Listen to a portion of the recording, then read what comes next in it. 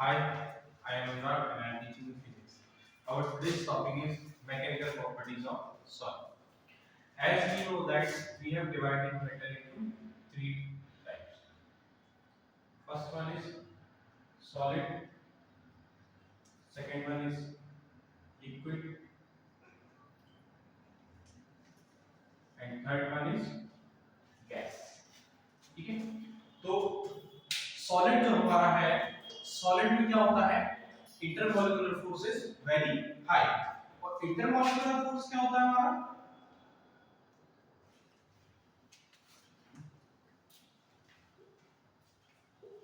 कौन सा फोर्स है हमारा, इंटरमॉलिक्यूलर फोर्स कौन सा है, it is a kind of electrostatic force. कौन सा है, it is a kind of electrostatic force. किसके बीच में लगता है, दो चार्ज पार्टिकल के बीच. ओके. तो सॉलिड में क्या होता है, वेरी हाई क्या, इंटरमॉलिक्यूलर फोर्स. क्या होता है, very high intermolecular force. Liquid में क्या होता है, मॉडरेट कह लो या हाई कह लो. कैसा होता है, मॉडरेट कह लेते हैं. ठीक है. और गैस में कैसा होता है, वेरी लो.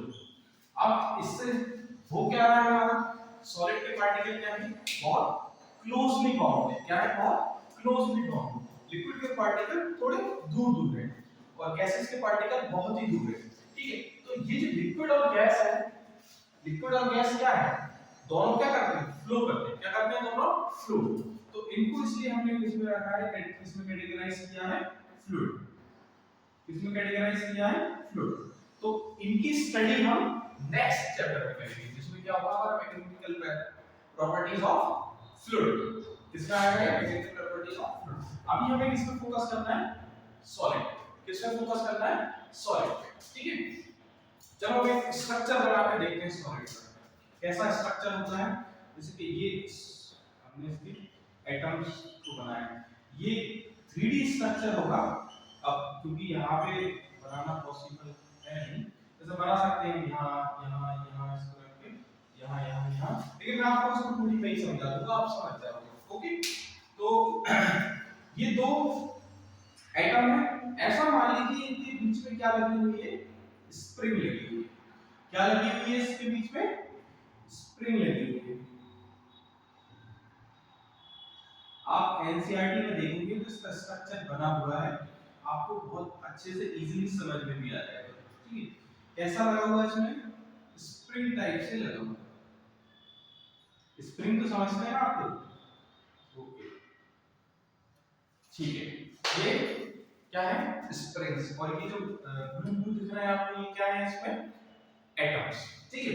अब चलिए मैं इसको पकड़ के थोड़ा सा खींचता हूं, तो क्या होगा, इस स्प्रिंग और स्प्रिंग में क्या होगा, इलांगेशन होगा. इसके पीछे भी एक है, पीछे भी एक है, मतलब पूरा चारों साइड से होगा. ठीक है. 3D spring. ओके. चलिए मैं इसको खींचूंगा तो क्या होगा, सामने स्प्रिंग थोड़ा सा इलांगेट होगा. ठीक है. अब मैं कुछ देर इसको होल्ड करता हूं, फिर क्या करता हूं, छोड़ देता हूं. अब क्या होगा, स्प्रिंग वापस अपनी जगह पे, क्या जाएगा, वापस अपनी जगह पे. तो ये जो सॉलिड की प्रॉपर्टी है, ये जो सॉलिड की प्रॉपर्टी है, जिसमें क्या हो रहा है, ये इसका शेप को रीगेन कर रहा है. रीगेन कर रहा है मतलब वापस अपने ओरिजिनल कॉन्फ़िगरेशन पे आ रहा है. इसी प्रॉपर्टी को हम कहते हैं इलास्टिसिटी. क्या कहते हैं, इलास्टिसिटी.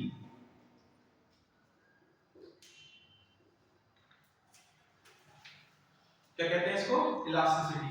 क्या होता है elasticity, the property of solid by virtue of it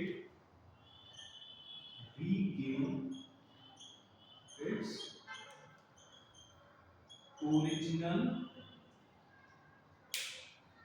configuration. Short में लिख दिया, पूरा समझ लीजिएगा. क्या है, original configuration after removal of deforming force. अच्छा ये देखो, deforming force. ये deforming force क्या है, ये जो अभी हमने लगाया था ना इस पे, इस एटम को पकड़ के हम दूर ले गए थे ना, तो हमने जो फोर्स लगाया है वही तो क्या है, डीफॉर्मिंग फोर्स। कैसा है, डीफॉर्मिंग फोर्स। ठीक है, चलिए अच्छा थोड़ा सा और इसका स्ट्रक्चर देखते हैं। जैसे ये हमने इसको क्या कर दिया, यहाँ पे लटका दिया सॉलिड, इसको लटका दिया सॉलिड, एक सॉलिड वायर है, क्या लेते हैं, सॉलिड वायर।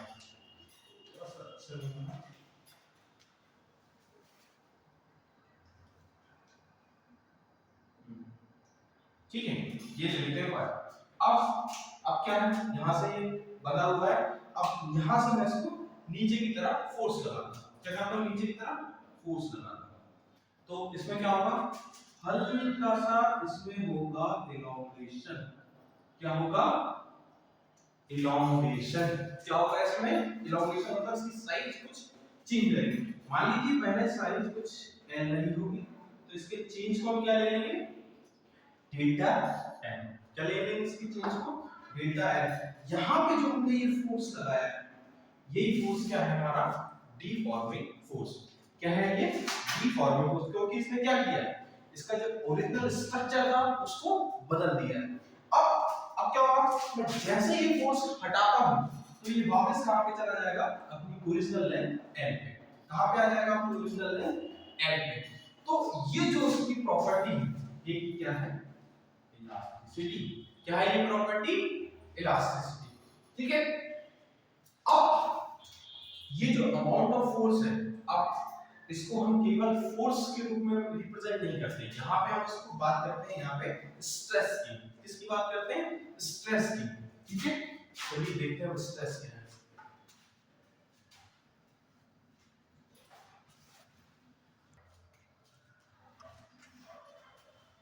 तो हमने बात किया था किसका, स्ट्रेस का।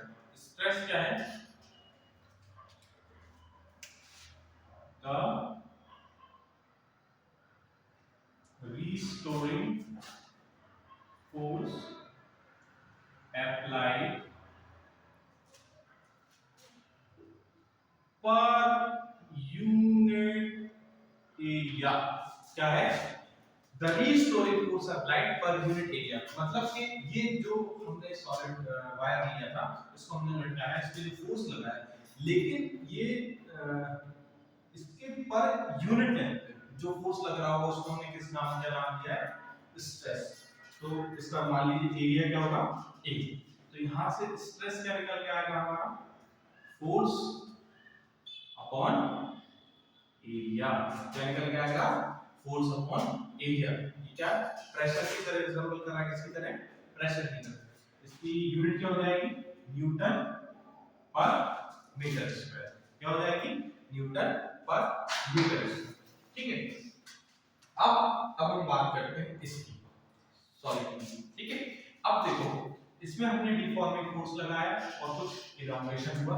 ठीक है, इस इलॉन्गेशन को हमने क्या बोला, जैसे इसकी ओरिजिनल लेंथ अगर l है, क्या है, l, इसको हमने क्या नाम दिया था, डेल्टा l। क्या, small change in length, that is delta. ठीक है, तो अब इस डिफॉर्मिंग फोर्स के लगाने से जितना इसकी लेंथ में चेंज आया, चेंज इन लेंथ, किसके रिस्पेक्ट में, उसकी लेंथ के रिस्पेक्ट में, किसके लेंथ के रिस्पेक्ट में, उसी को हमने क्या नाम दिया है, स्ट्रेन। क्या नाम दिया है, स्ट्रेन। जैसे कि मान लीजिए l लेंथ है, अभी कितनी लेंथ है, l, इसमें कितना चेंज हुआ है, डेल्टा। और अगर ये लेंथ 1 होती, यानी कि 1 मीटर 1 यूनिट, तो इसमें जो चेंज आता कितना आता, डेल्टा l अपॉन n, ये चेंज आता। तो ये यूनिट, सॉरी, यूनिट लेंथ में जितना चेंज आता है उसी को हम क्या नाम देते हैं, स्ट्रेन। क्या नाम देते हैं, स्ट्रेन। क्या नाम दिया हमने, स्ट्रेन। स्ट्रेन क्या है, चेंज इन, देखो चेंज इन लेंथ हम बोल रहे हैं, तो अभी हमने कौन सा लिया है, इसका लेंथ वाइज, इसको हम क्या बोलेंगे, लॉन्गिट्यूडनल स्ट्रेन। क्या बोलेंगे इसको, लॉन्गिट्यूडनल स्ट्रेन। अब ऐसा हमने क्यों बोला भाई लॉन्गिट्यूडनल, क्योंकि जैसे गुब्बारा फुला रहे हैं, है ना, तो उसमें क्या किया, हवा भरी, तो उसमें क्या हुआ, पूरी उसकी वॉल्यूम में चेंज आया। किसमें चेंज आया, वॉल्यूम में। तो वहां पे जो हम डील करेंगे उसको बोलेंगे वॉल्यूमेट्रिक स्ट्रेंथ। कैसा बोलेंगे, वॉल्यूमेट्रिक स्ट्रेंथ, क्योंकि वहां पे चेंज किसमें था, वॉल्यूम में। यहां पे चेंज किसमें है, लेंथ में। तो इसलिए हमने इसको क्या बोला है, लॉन्गिट्यूडिनल स्ट्रेंथ। लॉन्गिट्यूडिनल स्ट्रेंथ क्या है, change in length per unit, ठीक है, change in length per unit. अब अच्छा एक बात देखो, ये बात नोटिस करो, ये स्ट्रेन का फार्मूला क्या है, लॉन्गिट्यूडिनल से डेल्टा एल अपॉन एन। अच्छा, डेल्टा एल की यूनिट क्या होगी, क्या है डेल्टा, चेंज है किसमें, लेंथ। तो क्या होगी इसकी यूनिट, भाई जो लेंथ की यूनिट वही तो होगी। क्या होगी लेंथ की यूनिट, मीटर। क्या होगी, मीटर। अरे नहीं सर वो तो बहुत कम चेंज है, तो किसमें ले लो, माइक्रोमीटर है, किसमें लोगे, भाई नहीं, हमें हमेशा ध्यान में रखना क्या लेना है, हमें एसआई यूनिट। क्या लेना है, एसआई यूनिट। तो एसआई यूनिट क्या है यहाँ पे, मीटर, ठीक है, अपॉन लेंथ हम किसमें मेजर कर रहे हैं, मीटर। किसमें मेजर कर रहे हैं, मीटर। चलिए देखो, मीटर से मीटर क्या हो गया, कैंसिल। क्या हो गया, कैंसिल। तो स्ट्रेन क्या हो गया, यूनिटलेस और डायमेंशनलेस क्वांटिटी। कैसी है, डायमेंशनलेस क्वांटिटी। अच्छा, इसका डायमेंशन फॉर्मूला लिख सकते हो आप, नहीं बिल्कुल लिख सकते हैं, क्यों नहीं लिख सकते, क्या लिखेंगे, m0 l0 t0। क्या होगा, m0 l0 t0, क्योंकि इसकी कोई डायमेंशन नहीं है। अगर कोई आपसे पूछे भाई स्ट्रेन क्या है, स्केलर है कि वेक्टर है, क्या बोलो, वो डायमेंशनलेस क्वांटिटी, नहीं स्केलर नहीं वेक्टर। ओके, तो ये क्या है, एक्चुअली रेशियो। क्या है ये, रेशियो, ठीक है। तो अभी हमने किसकी बात करी, लॉन्गिट्यूडिनल स्ट्रेन की, क्योंकि यहाँ पे जो चेंज आ रहा था इसकी लेंथ में आ रहा था। जब हमने फोर्स लगाया डिफॉर्मिंग फोर्स, तो इसकी लेंथ में चेंज आया, इसलिए हमने इसको क्या नाम दिया, लॉन्गिट्यूडिनल स्ट्रेन। अब आगे हम बात करेंगे किसकी, वॉल्यूमेट्रिक स्ट्रेन की, जिसमें वॉल्यूम में चेंज आएगा। जैसे फॉर एग्जांपल गुब्बारा वाला हमने लिया, ठीक है, जैसे वो स्ट्रेस रिलीवर बॉल देखिए आप, स्ट्रेस दबाने से स्ट्रेस कम होता है, पता नहीं होता है कि नहीं, लेकिन ट्राई करना है, ठीक है। तो उसको हम स्क्वीज करेंगे, क्या होगा, उसका पूरा वॉल्यूम क्या हो जाएगा, कम हो जाएगा। क्या हो जाएगा, वॉल्यूम कम हो जाएगा। तो वो जो उसमें चेंज आएगा उसको हम क्या बोलेंगे, वॉल्यूमेट्रिक स्ट्रेन, ठीक है। लेकिन अभी हम डायरेक्ट आपको लेके चलते हैं यहां से किस पे, हुक्स लॉ पे। किस पे, हुक्स लॉ पे, क्योंकि हम थोड़ा सा डिस्कस करेंगे यंग्स मॉडुलस, इसी के साथ हम यंग्स मॉडुलस डिस्कस करेंगे, ठीक है। चलिए हम आपको लेके चलते हैं जरा हुक्स लॉ पे।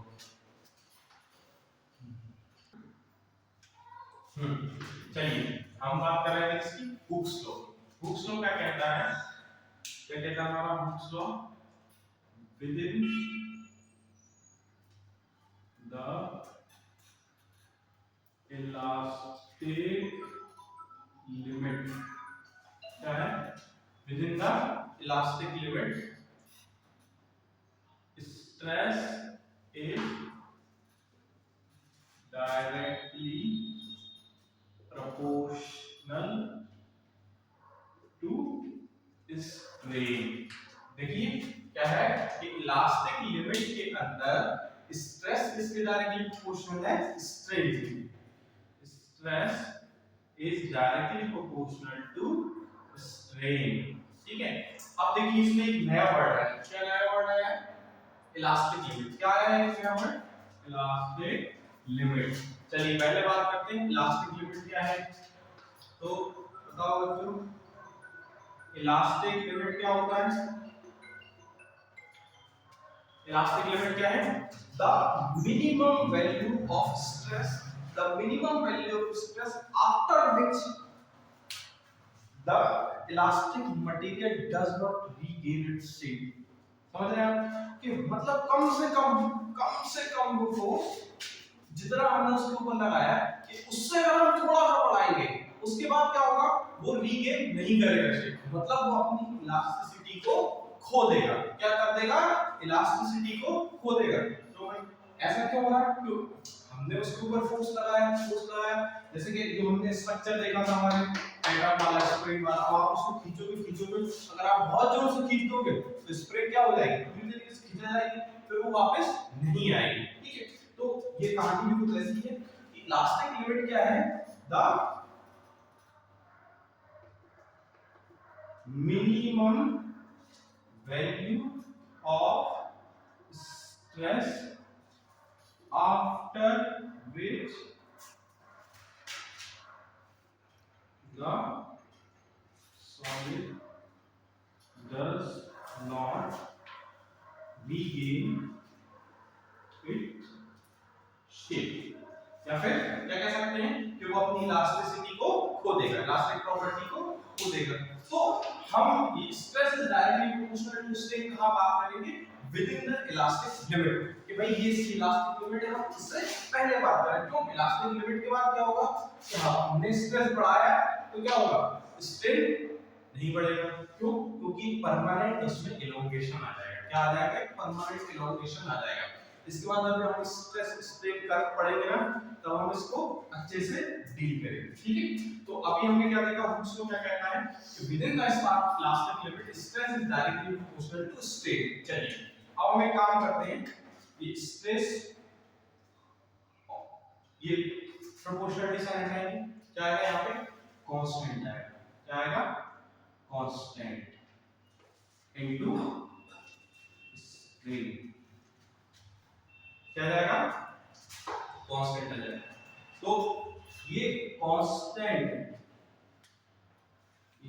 है, इसी को हम क्या कहते हैं, मॉड्यूलस ऑफ इलास्टिसिटी। क्या कहते हैं इसको, modulus of elasticity, modulus of elasticity is equal to क्या हो जाएगा, ये constant equal to stress upon strain. क्या हो जाएगा, stress upon strain, modulus of elasticity यहाँ पे क्या आ जाएगा, स्ट्रेस अपॉन स्ट्रेन। ठीक है, अब देखो स्ट्रेस तो हमने पढ़ा है ना, क्या होता है, the force applied per unit area. Strain भी हमने पढ़ा है, द चेंज इन लेंथ। लेकिन अभी हमने कौन सा स्ट्रेन पढ़ा है, केवल लॉन्गिट्यूडिनल स्ट्रेन। तो स्ट्रेन हमारा कितने टाइप के होते हैं, तीन टाइप का। तीन टाइप का कौन सा होता है, एक तो लॉन्गिट्यूडिनल हो गया हमारा, ठीक है, एक है वॉल्यूमेट्रिक, एक है शीयरिंग स्ट्रेन। क्या है, शीयरिंग स्ट्रेन। ठीक है, तो अभी हम इन दोनों की बात नहीं करेंगे, अभी हमने केवल किसकी बात की थी, लॉन्गिट्यूडिनल स्ट्रेन की। किसकी बात की थी, लॉन्गिट्यूडिनल स्ट्रेन। तो अब अगर हम लॉन्गिट्यूडिनल स्ट्रेन को लेते हैं तो उस मॉड्यूलस ऑफ इलास्टिसिटी को हम क्या कहते हैं, यंग्स मॉड्यूलस। क्या कहते हैं उसको, यंग्स मॉड्यूलस। चलिए अभी हम बात करते हैं इसकी, यंग्स मॉड्यूलस की, है ना।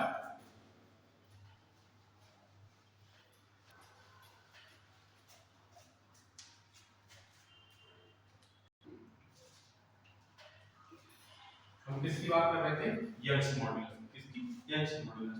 तो यंग्स मॉड्यूलस हमारा क्या होगा, यंग्स मॉड्यूलस होता है हमारा किसके बराबर, ये होगा हमारा लॉन्गिट्यूडिनल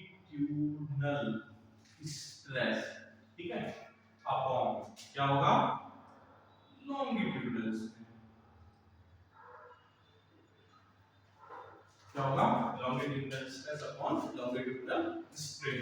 ठीक है, इसको हम डिनोट करते हैं y के साइन से। ठीक है ना, क्या हो जाएगा, longitudinal stress upon longitudinal stress. तो लॉन्गिट्यूडिनल स्ट्रेस क्या था, अभी हम ये डायग्राम बनाया था यहाँ पे, अगर आपको भी याद हो, ये जो डिफॉर्मेशन आया था, कितना आया था, ये डेल्टा एल, और इसकी ओरिजिनल लेंथ कितनी थी, एल। यहाँ पे फोर्स कितना लगाया था हमने, एफ। इसका एरिया कितना था, ए।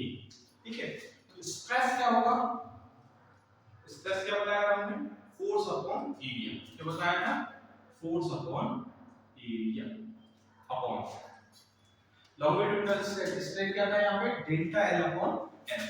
क्या था ये, डेल्टा एल अपॉन एल। ठीक है, चलिए इसको थोड़ा सा रीअरेंज करिए, ए नीचे आ जाएगा, एल ऊपर चला जाएगा। y ये क्या है, यंग्स मॉड्यूलस। क्या है, यंग्स मॉड्यूलस।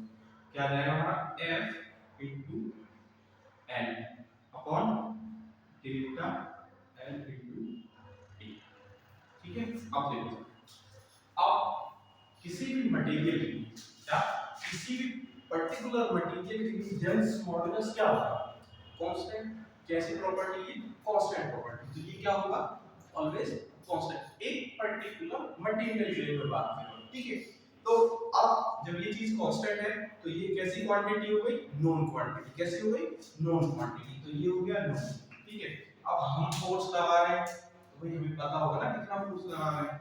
ये भी नोन क्वांटिटी है। एल जो हमने लेंथ वायर लिया है, एरिया हमने लिया है। अब यहाँ पे अननोन क्या है हमारे निकालने के लिए? Delta L. तो इसको हम थोड़ा सा रीअरेंज कर लेंगे। किस तरीके से रीअरेंज करेंगे इसको?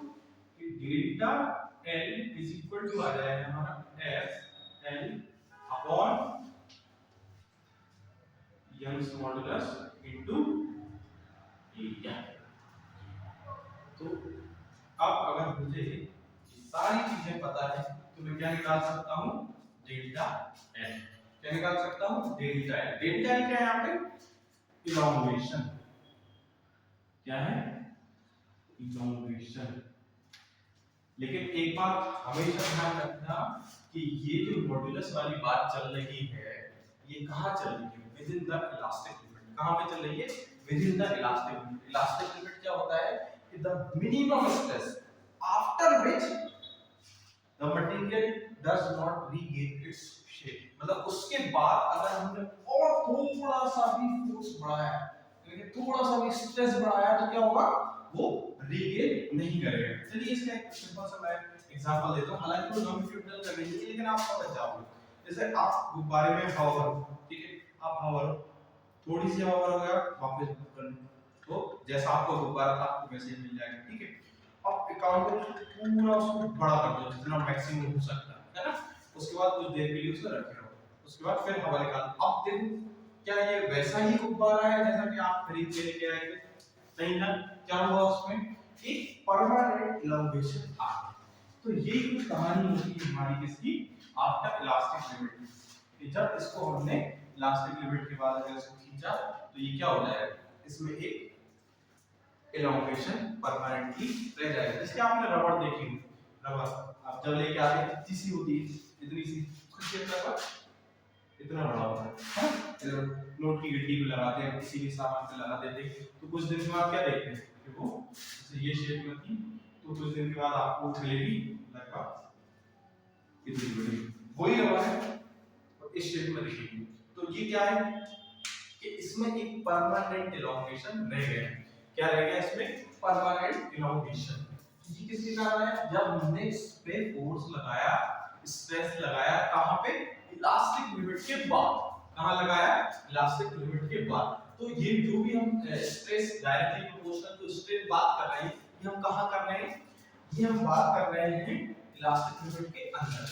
कहां बात कर रहे हैं? इलास्टिक लिमिट के अंदर, ठीक है? चलिए अब हम एक न्यूमेरिकल देखते हैं, एक न्यूमेरिकल देखते हैं और हमारे टॉपिक को समाप्त करते हैं। चलिए देखिए ये हमारा क्वेश्चन है, क्या कह रहा है?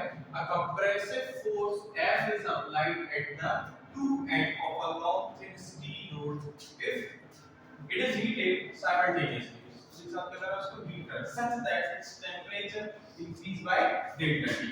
The net change in its length is zero। Let L be the length rod of rod A is the area of cross section, y is length modulus and alpha is the coefficient of x मान। तो हमें क्या बताना है? Force बताना है, ठीक है? चलिए पहले क्वेश्चन को अच्छी तरीके से समझ लेते हैं। कहना क्या है? बहुत सिंपल क्वेश्चन है, बहुत दो लाइन का सॉल्यूशन है, तीसरी लाइन नहीं दी है। ये थिन स्टील रॉड, ठीक है? अब दोनों साइड से हम क्या कर रहे हैं? कंप्रेसिव फोर्स लगा रहे हैं। क्या कर रहे हैं? दोनों साइड से कंप्रेसिव फोर्स लगा रहे हैं। उसी के साथ इसको क्या कर रहे हैं? यहां से हीट कर रहे हैं। क्या कर रहे हैं? इसको हीट कर रहे हैं। थोड़ा चलेगा डायग्राम है ना? इसको थोड़ा क्या कर रहा है? इसको हीट कर। अब देखो इसमें होगा क्या? दो चीजें, हम उसको ऐसे प्रेस कर रहे हैं तो उसकी लेंथ क्या होगी? कम होगी, ठीक है? और हीट कर रहे हैं, हीट करने से क्या होगी? लेंथ इंक्रीज होगी। तो वो कह रहा है कि change the net change in length is zero. बस सवाल यहीं पे खत्म। क्या हो गया? सवाल यही हो गया खत्म। क्यों? क्योंकि देखो हीट के कारण जो इसमें चेंज आएगा तो डेल्टा एल क्या हो जाएगा, डेल्टा एल क्या हो जाएगा हीट के कारण length into alpha delta T, ये क्या हो जाएगा डेल्टा क्या हो जाएगा एल अल्फा डेल्टा टी। यहाँ पे एल क्या है, जो उसकी ओरिजिनल लेंथ जो भी हमने ले ली ये लेंथ, ठीक है। तो यहाँ पे क्या आ गया डेल्टा एल। अब देखो नेट चेंज क्या बोला उसने, नेट चेंज क्या बोला है जीरो। तो अब जो कंप्रेशन के कारण डेल्टा एल आ गया the change in elongation by compression, वो किसके बराबर होना चाहिए, इसी डेल्टा एल के बराबर होना चाहिए। अभी जस्ट लास्ट में हमने इसी का फार्मूला लिखा था, डेल्टा एल का क्या लिखा था, डेल्टा एल इक्वल टू क्या लिखा था याद होगा आपको, बताइए F into L upon Y into क्या एरिया, क्या एरिया। देखो ये सारी चीजें दी थी, इसमें क्या पूछा है एफ पूछा है, इस डेल्टा एल को इसके बराबर रख दो जरा, रखो मैंने कहा था तीसरी लाइन के लिए यहीं से कर लेंगे, चलो लिख लेते हैं, ठीक है। तो L alpha delta T is equal to F into L upon Y into A, L से एल कैंसिल, वाई ए को यहां लिख दो, Y A alpha delta T, Y A alpha delta T, Y A alpha delta T कहां है Y A alpha delta T मान, इसको C option, इसको सी ऑप्शन को क्या कर देना टिक कर देना है। देखो बस बेसिक्स ये है कि आपको सवाल को समझना है क्या क्या है, जहां आपने चीज समझ ली वहां आपका सवाल खत्म, ठीक है। जैसे कि इसमें उसने बोला था, क्या बोला था, कहां से हमने सवाल को पिक किया, net change in its length is 0, भाई उसका जो नेट चेंज है वो कितना है 0, ये जेई मेंस में आया हुआ है क्वेश्चन, ठीक है। तो यहां से नेट चेंज लेंथ इज 0 तो हमने निकाल लिया, यहां से फोर्स के लिए हमें इक्वेशन आ गई, ठीक है। अब बाकी का जितना भी पोर्शन है हम नेक्स्ट लेक्चर में देखेंगे। Thank you so much.